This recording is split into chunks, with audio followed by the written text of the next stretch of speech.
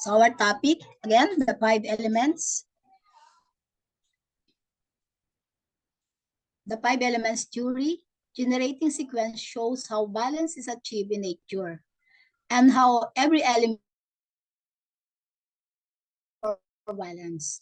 So we need wood to grow a fire, heat from the sun helps grow food and plants, earth grows soil full of minerals, metal, minerals enrich water with iron, magnesium and potassium. Water provides growth for the trees and plants to flourish. Within our bodies, its system depends on each other to stay healthy and reach optimum health homeostasis. Liver relax body for better flow and to manage stress. Heart provides a calm mind for better sleep. So yung spleen transform nutrients for better digestion. Lung defends the body for a healthy immune system. Kidney holds our DNA for healthy reproduction and growth. So if one is out of balance, it can trigger a chain reaction like this one. When a woman is experiencing high stress levels, she may be anxious and cannot sleep, which affects her choice of food to keep her energy up during the day. Coffee, sugar, junk foods. Her diet doesn't feed her immune system, and she will catch cold and flus more often. If she's trying to conceive, she may experience difficulties as her low immune function can result in early pregnancy loss. Miscarriage put a lot of physical stress on the body and mind, making her frustrated and angry. So when treating patient, it's key to figure out which elements was affected first to make the proper treatment plan and address the root. So yun po yung ibig sabihin nun, tingnan muna natin ano yung mga organ na affected dun sa mga elements. And tulad po niyan. So the 5 elements generating sequence. So start tayo sa wood. Wood generates fire. Fire, heat, sun is needed to grow earth. Ito po yung parang summary uli nung kanina. Sheng cycle po ito. So earth provides soil, high in minerals, metal, metal enrich water, water grows wood. So yun po yung generating cycle or Sheng cycle. So sa mga organs naman po, ito po yung relationship nila, no? So simula tayo sa kidney and bladder. So fertility issue leads to stress. Halimbawa nga, hindi nagkakaanak. So pag nagkaroon ng stress, i-attack niya ang liver. Then liver and gallbladder, stress can lead to insomnia kasi hindi ka makakatulog pag marami kang stress.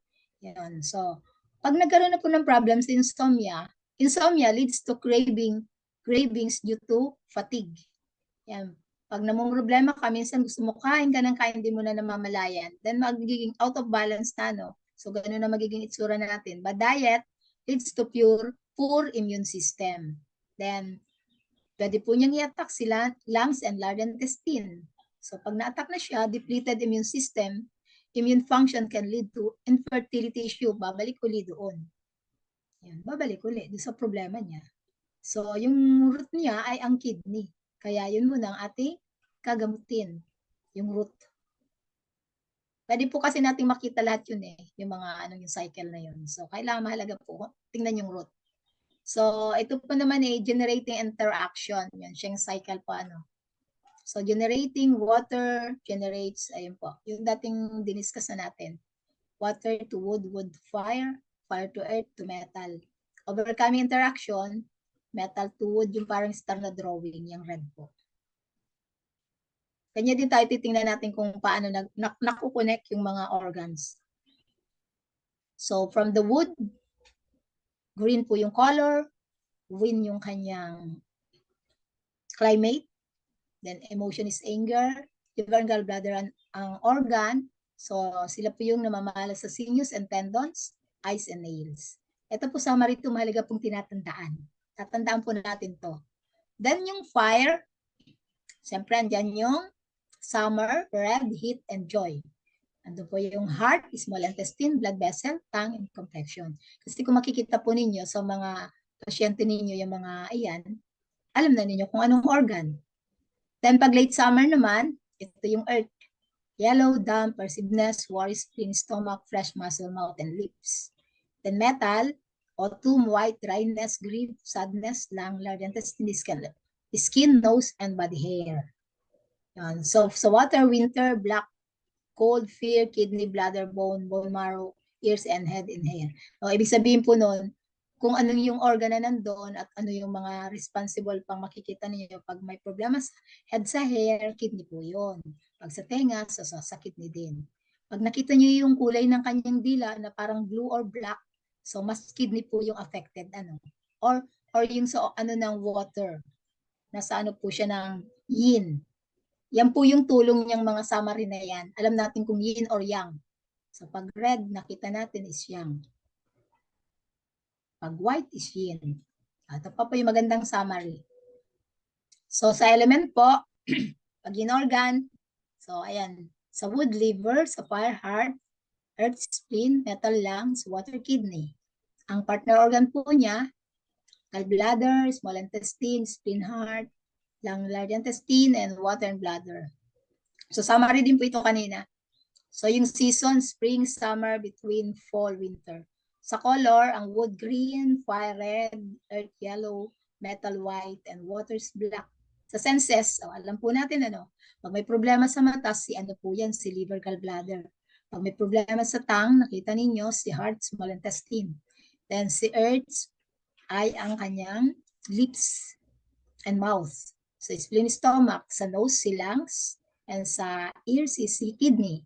Sa tissue naman, syempre si liver, sinews, bababa na lang basa ko. Ang taste ay sour, emotion is anger, weather is sa ano ng wind. Then si fire, so vessel, bitter, joy, and summer heat. Si earth, siyang namamahala sa muscle, ang kanyang taste ay sweet, emotion is worry, overthinking, and ang kanyang climate ay yun ang climate ni Earth. Sino na pang nakatanda sa inyo? Kasi ulan to eh. Damp. Okay. Next is lung.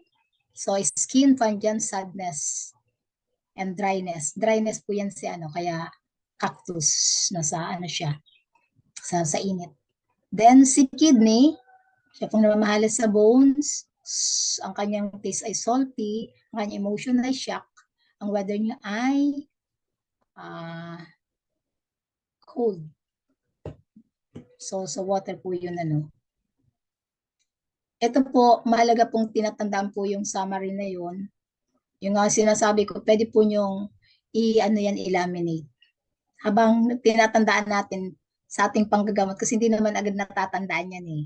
So at least meron tayong guide. Okay po.